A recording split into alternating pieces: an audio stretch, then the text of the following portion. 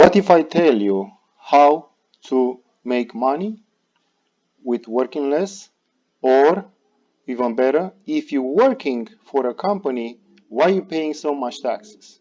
So if you want to find out about this and also about a simple plan how to achieve more money towards your retirement, either if it's 401k or IRA, stay tuned and we'll get back in a second.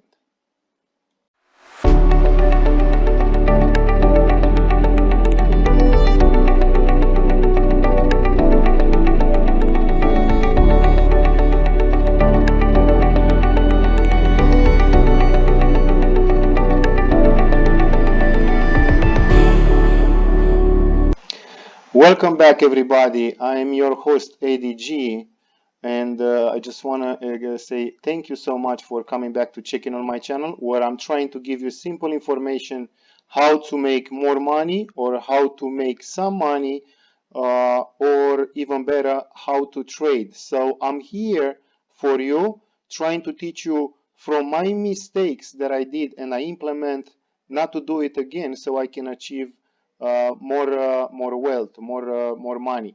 So probably you're wondering what is this in front of me, and I will tell you this is called the cash flow equation or the quadrant of the cash flow, also with the taxes. So how can I explain this in a few words? You have four quadrant, ESBI. E stands for the employee. So this is a regular 9 to 5 job that you have for a company where you go and you trade your personal time for a paycheck that it comes every other week or by the end of the week. The next one it's self-employed. So let's say you're a plumber or you're doing like a little construction, remodeling and stuff like that. Um, and basically you don't work 9 to 5. You make in your time. You choose your time, your schedule, and this is a self-employed quadrant. The next one it's B. This is for a business owner. So I'm not gonna get in more into that. This is a business owner. You have people working under you, and basically you give them some, you pay them. So basically you're in charge of the whole operation. The last one it's the I, which stands for investment or the investor. So again, plain and simple, investor what is doing is looking for opportunities around, and even if they're in the market or in the like a stock exchange, or they're looking for properties and all the other industry, it's an investor. So he's putting some money, his own money, and he's trying to turn this to a profit. Okay, so let's say you are in this position. Okay, most of you, I'm pretty sure you are in this situation here, which is the employee. So you work for an employer. You trade your time, as I said, 9 to 5 or overtime, or working 6 days a week, 7 days a week on the schedule. Basically, staying away from your family. This 40% here, this is the amount that you pay taxes. Uh, this is considered not only on your state, it's considered all over the world. It's a general thing. It's not just United States. So I just want to be clear about that. Some countries they pay 40%, some countries pay 20%, some countries they pay, like Germany, they pay over 40%, even England. Uh, so when you are in this situation, this quadrant here, you pay most of the taxes compared with all the other people that are living or staying or belong to different quadrant. The next one, it's the self-employed. The self-employed pays more taxes because he's working by himself without, let's say, having any other helper. So basically, you're remodeling, you buy a house, you uh, go to remodel, basically you put your own money at a risk to try to make a profit. So the more money you put, probably the more profit you're gonna take. Well, when you take that profit, you have to pay 60% on the taxes. The next quadrant is the business owner. The business owners, they pay 20%. Why? Because they have a lot of expenses. And I'm not talking about the expenses like the self-employee has. Uh, it's more because he hires people. Think about as a restaurant owner, yeah? So basically you pay rent, so that's tax deductible. After that, you have employees and you have to pay taxes towards them. You have to pay them. Who knows? Maybe you pay towards their benefits like a medical insurance and all the good stuff. Also, you have your own the other expenses, which is business expenses related. Like if you own a restaurant, as I said, you buy food, you buy all the utensils, and everything gets a tax deduction. So basically, you will pay less taxes on this quadrant. Uh, you might think, well, I'd rather stay on the employee quadrant. Yes, but you pay more the money towards your taxes, and you don't have too many things to claim when you do your taxes at the end of the year. That's why you end up paying all this money. And the more you get towards the closer to your retirement, um, you will see when you get retired how much money you will pay on fees or taxes or all this stuff. We're gonna talk a little bit later as a bonus how to manage your 401k uh, during these times when not too many people are working, even if you're working for the same company, and how to you can get more money, gain more percentage on your account by simple tricks. The last one, let's go back to the quadrant. Look, the last one is the investor. Why the investor is paying no tax? Because he's the one, uh, uh, together with the one that is from the B, from the business owner, they support the economy because they create jobs. As an investor, you go, you put your own money at risk as long as a business owner, as a self-employed, but the self-employed doesn't belong to this one because he doesn't create jobs. So business owner and the investor, they push the economy and they get rewarded by the government. This is available pretty much in any country for my knowledge, but it might be different in different places of the world. So the investors pays less, pays zero taxes. And the perfect example we have, well, people don't like that. It's President Donald Trump, along with a lot of people, millionaires, billionaires, corporate like Amazon, Jeff Bezos, Mark Zuckerberg, all these people, Elon Musk, they don't pay taxes because they are investors. They are investors and business owners. So the more money they declare at the end of the year as a loss, they get their money back. You might ask how this thing is working. Well, don't hate the player, hate the game, right? So don't hate the people who they uh, they might cheat the system. They don't cheat the system. They just play the system. So I'm not considering them being ripping this part off. They reaping because they're entitled to do that. And trust me, if you are in this quadrant, you're entitled to do the same like these people. But how you do that? Well, you have to jump to the other side of the quadrant. So please don't get mad at me. Again, I'm not taking any I'm not biased to any political party. I know a lot of Republicans and a lot of Democrats. They do the same thing. This is pretty simple and manual that any person who wants to achieve wealth, you will follow it. Doesn't matter if it's for the right side or the left side, even if it's a Republican or Democrat. It doesn't matter that. Money doesn't know the party that you belong or the party that you support. As a person that you want to achieve wealth, you should not care about politics. You should care about just your wealth and how to get things better for yourself and for your family and to have an easy retirement.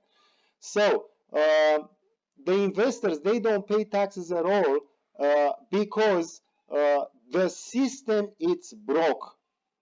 You have to understand that the system is broke. It's built like that, but it doesn't matter that you cannot take advantage of it. Who knows if somebody will change the system? But I don't think so because the people who are way high up in the society, they like this and they will never change it. Probably if it will be like a revolution or something and it's going to be like a hard reset, uh, my opinion, if it's going to be a hard reset, it's going to be like socialism, where everything gets pretty much linear. It's not going to go up or down.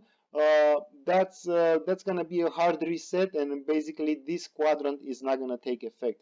But as at the moment, this quadrant is what the economy is running, and it's nothing that you can do to change it, even if you vote for the left or the right. I'm not going to go into this thing. I hope you understand this little um, uh, explanation about this quadrant, and you can search it online how the system works.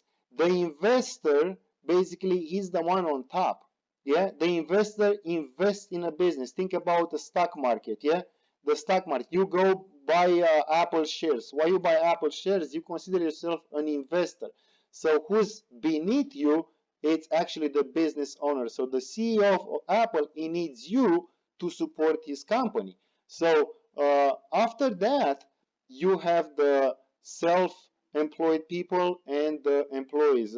Apple has employees, or even you might think the Apple, because I'm using as an example, they don't have self-employees. They do have it because probably they have problems in the building with the plumbing, so they call somebody. So it's not related entirely to the company, but that's how this quadrant, this circle, this equation works. Okay, so now that we've talked about the quadrant of the finances, the cash flow, let's talk a little bit about the 401k and simple strategies how to maximize your gains for a long run. Either if you're thinking about 401k or IRA, it's actually your plan to achieve more money towards your retirement so you can have an easier retirement. Um, Financially it's easier. So what we have in front of us, it's the S&P 500. Each candle, each little dot corresponds to a month. So looking, this is the beginning when we have the information dating from November 1872. So it's pretty much over 150 years, approximately 150 years of data. So of course, nobody, for my knowledge, it's still alive from the beginning of this chart. But basically, as you can see, the trend is up. Yeah, you can't deny that the trend is up. It has little hiccups, corrections that they are necessary. As I explained in my trading video, nothing goes up forever. It has to come down. So here, let's say you breathe in, you breathe out, you breathe in, you breathe out. It's basically it's like the life cycle, you know, like the four seasons, you know, everything you works in life, it works in cycles. I'm not going to get into detail with that.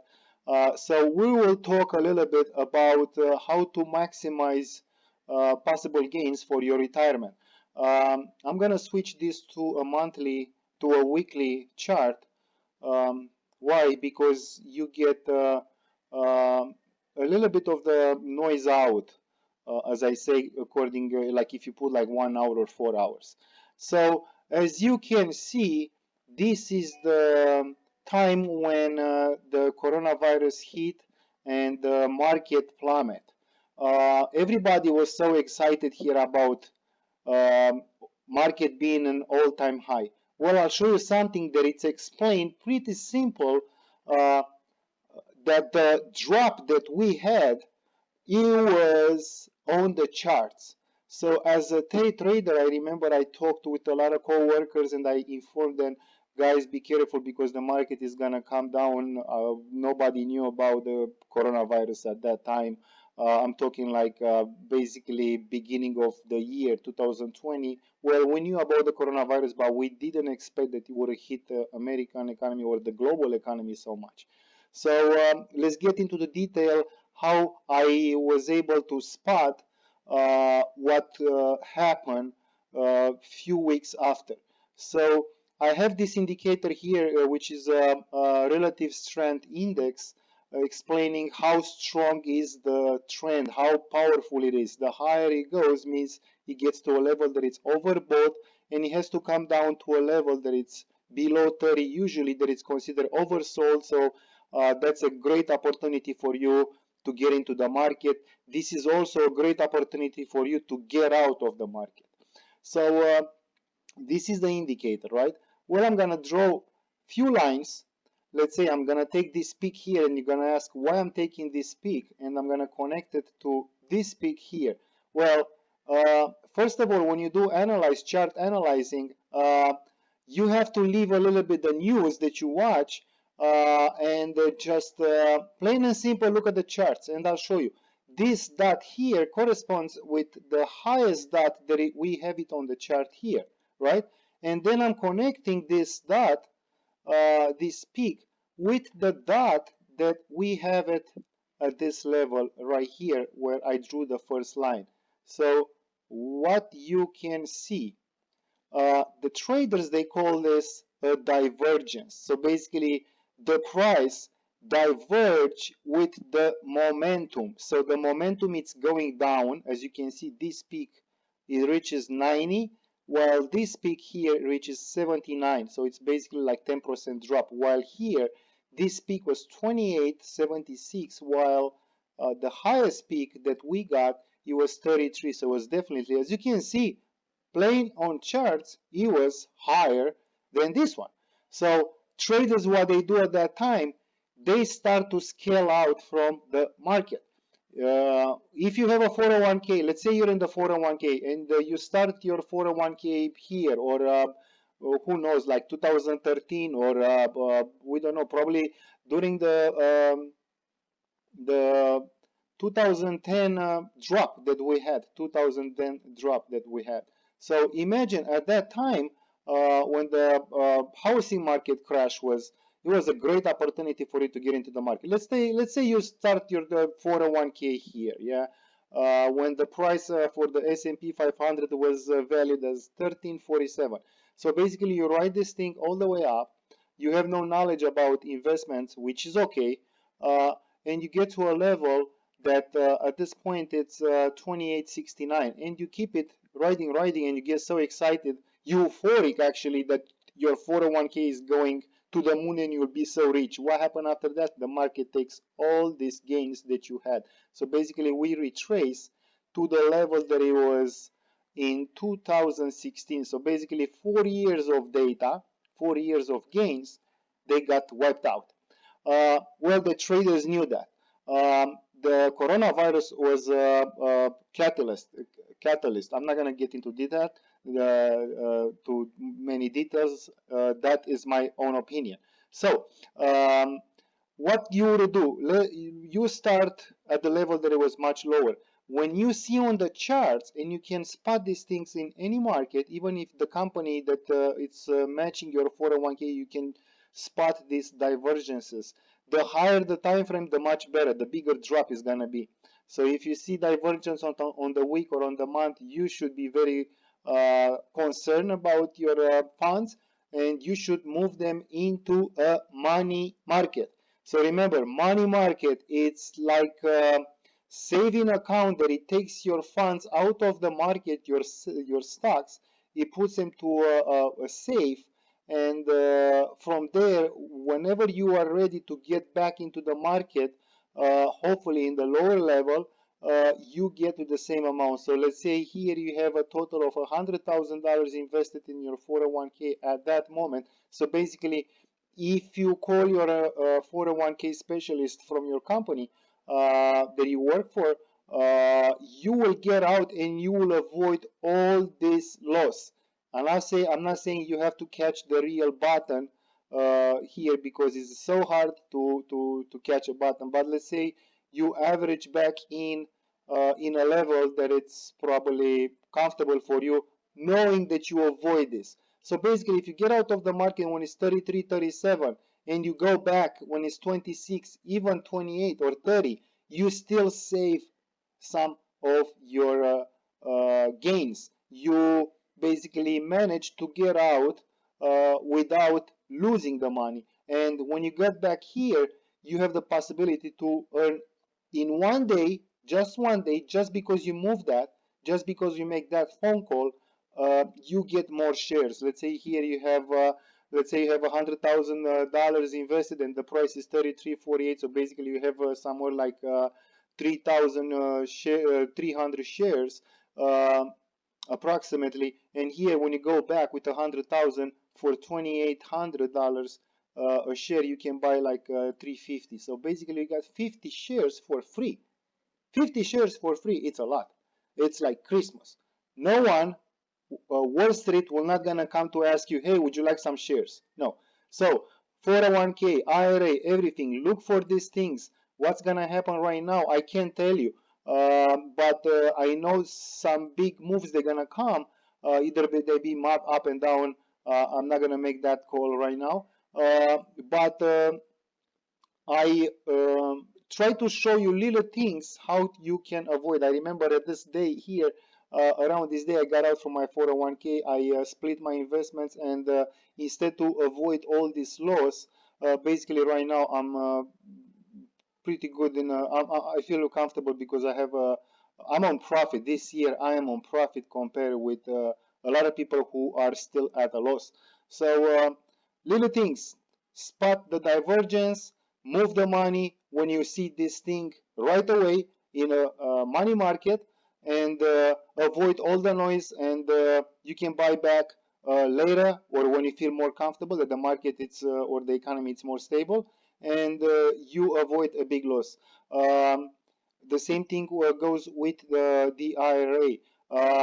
And if you get more interested about 401k, just make sure that you ask your employer how much or what's the fees that you pay towards your 401k, because they they live on from your allocation. So if you don't want to take the money out from your 401k and transfer to them to the money market, how also you can play this move? Basically, let's say your allocation is 6% every paycheck, and you have a steady income, let's say $50,000 a year. That's how much? Like almost $1,000 a week um, before taxes. So basically, if you put like let's say 10%, that's $100. If you put 6%, that's $60 towards your 401k. When you see the market going up and up and up, try to limitate your allocation to a lower percentage, the minimum one, 3-5%. And when you see the market dropping down, because you saved from the weeks before, you can allocate more from your paycheck, 10, 20, 30, 40%. So basically with this second strategy, you can earn more shares because you invest more money for something that is depreciated. So this is another lesson that you can take it and try it for a couple of months. If the market is down and let's say you're okay with taking to allocate more money towards your 401k, that's what you do. You throw more money on your 401k because the prices are cheaper. Don't put more allocation towards your 401k when the prices are going up. That's insane. That's the dumb. You know, no, I mean, I will never do that. I will never buy something premium with allocating more money. So thinking that it's gonna go higher and higher, because think about, for this game, it is a game. You are for a long run, 20, 30, 40 years, depends, for until you reach 62 years old or 59 and a half, that you can start withdrawing the money. Another piece of advice, if you wanted to take the money out from your 401k that you have, 2020, for my knowledge, is the first time that you can take the money out if you didn't reach the 59 years and a half. You can take the money out without paying any penalty. And also another tip, there are two kinds of IRA, 401k, excuse me. You have either Roth, which you pay taxes before the contribution on towards your 401k. So basically, I don't agree with that. Why I don't like Roth 401k? Because you will pay taxes when you're on the higher bracket. So basically, if you make $100,000 a year, you will pay taxes towards $100,000 and then the allocation towards the 401k. The other one is just simple 401k when they take the money before you pay taxes. So think about why is it better to have the other one, because when you reach 60 years old and you're in retirement, trust me, your social security and 401k is not going to be $100,000 a year. So basically you will pay taxes according to your income at that age. So that's why personally I don't have a Roth 401k. I have the simple 401k that I manage it myself, and I don't want to pay taxes when I make more money being as a younger person. When I retire, I know that I'm not going to make the money that I make now. But this is just my opinion. So I hope you got all the information. If you like this content, please like, subscribe, give me um, thumbs up, thumbs down, interact with me so I know that I can make more videos for the future. I hope you have a great weekend and I'll see you in the next one. Take care, my friends. Bye bye.